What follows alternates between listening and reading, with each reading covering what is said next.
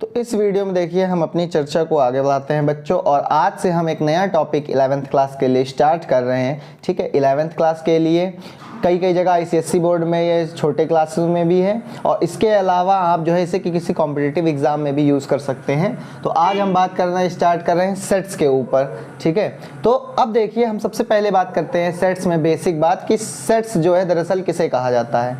ठीक है, तो हम पहले बात करना स्टार्ट करते हैं सेट्स के ऊपर। तो देखिए सेट एक मैथमेटिकल एब्स्ट्रैक्शन है, एक मैथमेटिकल कॉन्सेप्ट है।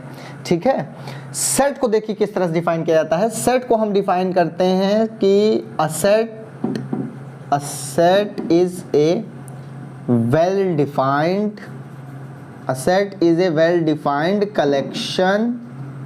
कलेक्शन ऑफ ऑब्जेक्ट्स, यानी कि एक सेट जो होता है ये ऑब्जेक्ट्स का एक वेल डिफाइंड। अच्छा, वेल डिफाइंड का कई लोग मतलब नहीं समझ पाते हैं। देखिए वेल डिफाइंड कलेक्शन से मतलब ये है कि अगर हम एक बार सेट की आपको डेफिनेशन बता दें तो उससे आप हर एक एलिमेंट को आइडेंटिफाई कर पाएं कि वो एक एलिमेंट हमारे सेट में बिलोंग करेगा या नहीं करेगा। ठीक है, ये हमारा बेसिक मतलब होता है सेट्स का, कि सेट का मतलब क्या होता है। ठीक है, तो हमने आपको बताया कि a set is a well defined collection of objects. Set एक वेल डिफाइंड कलेक्शन होता है ऑब्जेक्ट्स का। ठीक है, जैसे अब हम इसका एग्जांपल ले लें, जैसे हमने कहा कि एक सेट मान लीजिए ए ले लिया मैंने, और इसको मैंने इस तरह से लिखा कि a collection of all alphabets of English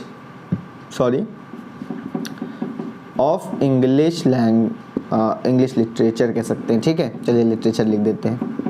English literature में या इंग्लिश जो हमारी वोकैबुलरी है उसमें यूज़ होने वाले सारे हम जो अल्फ़ाबेट्स हैं उनको अगर हम ले लें तो क्या ये एक सेट बनेगा? तो देखिए हाँ, बिल्कुल ये एक सेट बन जाएगा। बन इसलिए जाएगा कि अगर मैं किसी से भी दुनिया में पूछूं कि भाई इस कलेक्शन के अंदर कौन कौन से एलिमेंट्स आएंगे, तो मेरे हिसाब से कोई भी देखिए यही लिखेगा। क्या भाई, एक तो A आएगा, इसके अंदर B आएगा, C आएगा, और ऐसे करते करते अल्फ़ाबेट पूरे कहाँ तक जाएंगे, ये Z तक, ये 26 लेटर पूरे आ जाएंगे। ठीक है, तो इस तरह के सेट्स जिनमें ठीक है ऑब्जेक्ट्स जो हैं उनको क्लियरली आइडेंटिफाई किया जा सकता है, इस तरह के कलेक्शंस को हम सेट कहते हैं मैथमेटिकल लैंग्वेज में। ठीक है, अब देखिए दूसरी बात समझ लीजिए। देखिए दूसरी बात देखिए ये है कि और जैसे एग्जांपल अगर कंसीडर करें, एक एग्जांपल हम और कंसीडर करें, जैसे हमने कह दिया कि ए हमने कोई सेट लिया, मान लीजिए कि set A equal to set of all good students of mathematics in class, maths in your class. अगर हम देखिए ये ले लें कि ऐसे बच्चों का सेट आपकी क्लास में जो मैथ्स में अच्छे हैं। ठीक है, तो क्या ये सेट बन सकता है? अब अगर आप एक नैरो स्केल पर पूछें, नैरो स्केल पर अगर आप सोचें तो ये एक सेट नहीं बन सकता। ठीक है, क्यों नहीं बन सकता? देखिए अगर आपकी क्लास में चला जाऊं मान लीजिए और मुझसे पूछा जाए कि इनमें से कौन कौन से बच्चे अच्छे हैं बताइए, क्लियरली आइडेंटिफाई करिए, या एक कोई पर्टिकुलर बच्चे को उठा दिया जाए, पूछा जाए कि बताइए वो इस सेट का एलिमेंट बन पाएगा या नहीं बन पाएगा, तो भाई मैं क्या जानूं उसका रिकॉर्ड कि उसका रिकॉर्ड क्या था? तो मैं क्लियरली ये चीज़ आइडेंटिफाई नहीं कर सकता हूँ। ठीक है, कि जो है वहां पर ये एलिमेंट उस सेट में आएगा या नहीं आएगा, मैं नहीं बता सकता। इसलिए ये जो ऑल गुड स्टूडेंट्स वाला हम जो सेट बना रहे हैं मैथ्स में, ये सेट आपकी क्लास में नहीं बन सकता। ठीक है, तो ये बात आपको क्लियर होनी चाहिए कि जो सेट होता है उसमें कोई एम्बिग्यूटी नहीं होनी चाहिए उसमें। ठीक है, यानी कहने का मतलब ये हो गया कि अगर हमें सेट की डेफिनेशन दी जाए तो हम क्लियरली ये स्टेट कर पाएं कि कोई भी एलिमेंट उस सेट में आएगा या नहीं आएगा।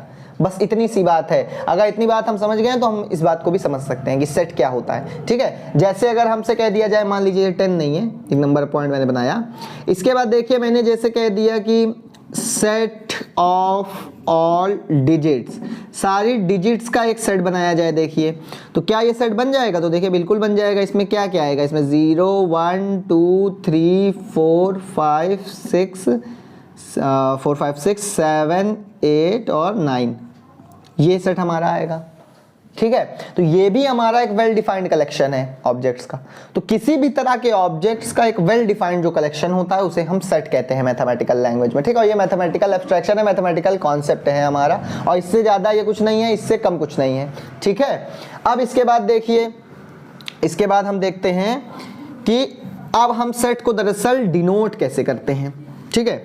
तो देखिए सेट को डिनोट करा जाता है हमेशा करली ब्रैकेट के अंदर, ये बात ध्यान रखिए। अभी आपने देखा भी होगा नीचे कि हमने कैसे करली ब्रैकेट में सेट को लिखा था, ठीक है। तो जो हमारा कोई भी सेट होगा, देखिए हम कोई भी अगर सेट लिखेंगे तो सबसे पहले करली ब्रैकेट लिखेंगे और इस करली ब्रैकेट के अंदर इसके एलिमेंट्स को लिखा जाता है किसी भी सेट के।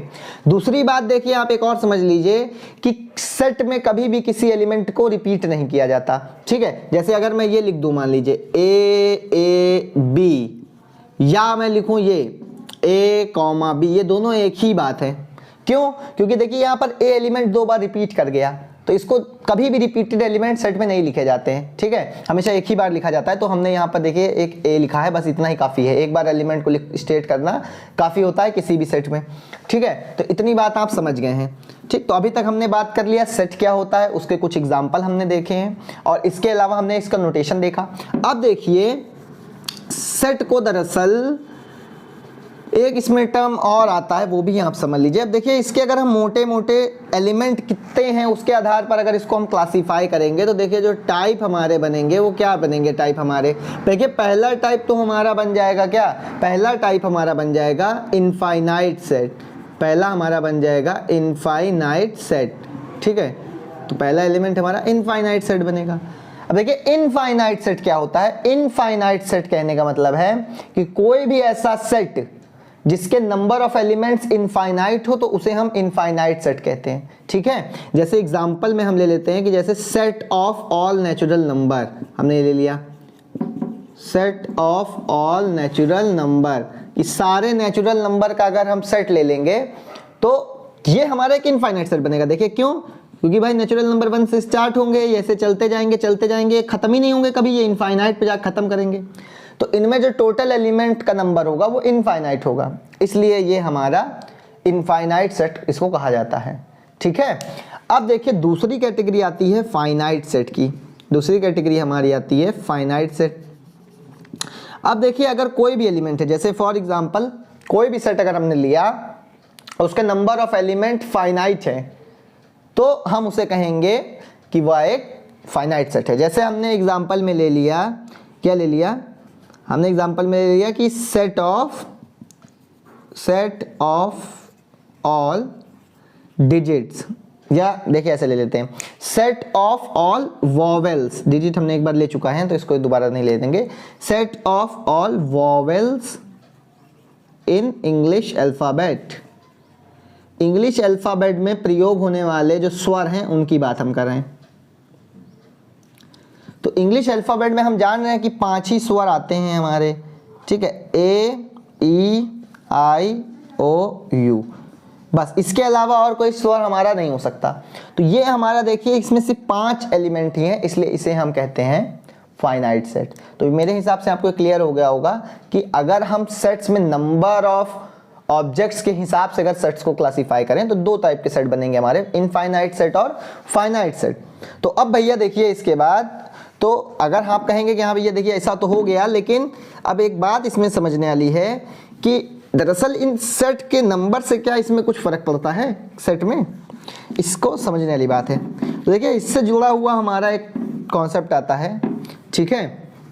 तो अगर आप इससे पढ़ेंगे बच्चों तो इससे बिल्कुल आपको समझ में आएगा आसानी से, ठीक है। तो देखिए इससे जुड़ा हुआ हमारा एक कॉन्सेप्ट आता है, देखिए यहाँ हमने सेट की डेफिनेशन लिखी हुई छोड़ दी है, आप इसे देख सकते हैं लगातार, ठीक है, जिससे आपको ये मेमोराइज भी हो जाए भैया, क्योंकि याद भी करना जरूरी है इसे, ठीक। अब देखिए यहाँ पर एक टर्म आता है जिसे हम कहते हैं cardinal number, cardinal number of A set, किसी सेट का कार्डिनल नंबर। अब देखिए जो कार्डिनल नंबर है वो शॉर्टकट में हमें बता देता है कि ये जो सेट है ये फाइनाइट है या ए इनफाइनाइट है। देखिए कैसे बता देता है, कार्डिनल नंबर ऐसे डिफाइन होता है कि कोई भी सेट है अगर मेरे पास तो उसमें जितने ज़्यादा एलिमेंट होंगे उसका कार्डिनल नंबर उतना ही होगा। जैसे एग्जांपल के लिए मैंने अभी जो पिछला सेट लिया था set of all vowel, set of all vowels जो मैंने अभी लिया था, इसमें देखिए 5 वॉवेल आए हुए थे हमारा ए ई आई ओ यू, ये 5 वॉवेल हमारे इसमें आए हुए थे। तो देखिए बच्चों, अगर ये हमारे 5 वॉवेल इसमें आए हैं तो इसका जो कार्डिनल नंबर होगा उसे हम एन ए से ही प्रदर्शित करते हैं, ठीक है। इसके कार्डिनल नंबर को एन ए से दिखाया जाता है, तो इसे हम कहेंगे कि इसका कार्डिनल नंबर 5 है, ठीक है।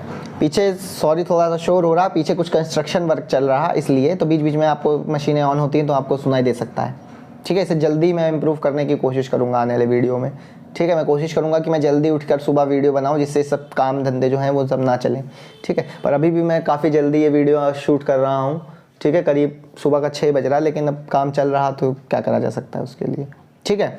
तो देखिए जो हमारा सेट है इसका कार्डिनल नंबर 5 हो गया। 5 इसलिए हो गया क्योंकि इसके नंबर ऑफ एलिमेंट्स जो है सेट में वो 5 है, तो इसलिए 5 हो गया। अगर कोई सेट हमने ऐसा लिया, चलिए इधर लिखते हैं, हमने मान लीजिए कोई एक सेट ऐसा लिया, set of all integers, set of all integers, तो भाई इंटीजर्स जो है ये हमारे फाइनाइट नहीं है, इंटीजर्स हमारे इनफाइनाइट हैं, तो जाहिर सी बात है कि इसका जो कार्डिनल नंबर आएगा इस सेट का, ये भी इनफाइनाइट आएगा। तो किसी भी सेट का अगर कार्डिनल नंबर इनफाइनाइट है तो हम वैसे ही कह सकते हैं कि ये एक इनफाइनाइट सेट है, और अगर उसका फाइनाइट कार्डिनल नंबर है तो हम कहेंगे कि ये सेट भी फाइनाइट होता है, ठीक है। तो देखिए यहाँ हमने चर्चा कर ली सेट्स के ऊपर, जो बेसिक है, पहले हम सबसे बेसिक से स्टार्ट कर रहे हैं, इसके बाद सेट्स पढ़ाएंगे, देन रिलेशन फंक्शन, और इसके आगे का जो कुछ टॉपिक्स थे जैसे ग्रुप थ्योरी जो इसी सेट से रिलेटेड है वो हमने थोड़ा पहले अपलोड कर दी। तो बच्चे कह रहे थे कि इसे भी सर आप बताइए, सेट्स के बारे में आपने एक वीडियो में कहा है कि अपलोड करेंगे, तो हम इसको बिल्कुल बेसिक से स्टार्ट कर रहे हैं कि हमारे जो छोटे बच्चे हैं जो 11th क्लास के हैं वो भी इससे फ़ायदा उठा सकें, ग्रेजुएशन वाले जिन्हें नहीं आता सेट्स वो भी इससे फ़ायदा उठा सकें, और जिसे भी नीड हो वो इससे फ़ायदा उठा सके। इस हिसाब से इस सीरीज़ को बच्चों यहाँ एमर्स क्लास के चैनल पर बनाया जा रहा, ठीक है।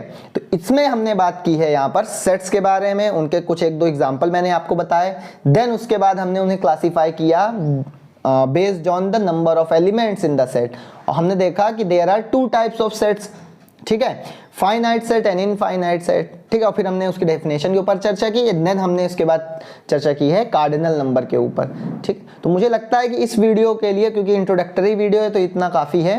नेक्स्ट वीडियो से देखिए बच्चों, अब इसके बाद हम कुछ जो विशेष टाइप के ऑपरेशंस होते हैं सेट पे उनकी बात करेंगे, जैसे कि जिसे हम कहते हैं कार्टेशियन प्रोडक्ट, कि कार्टेशियन प्रोडक्ट क्या होता है सेट्स का, क्योंकि फिर वही हमारी आधारशिला है जो आगे चल करके रिलेशन और फंक्शन में हमारी क्लासिफाई हो जाएगी, ठीक है। तो इस वीडियो में इतना ही हम रखते हैं।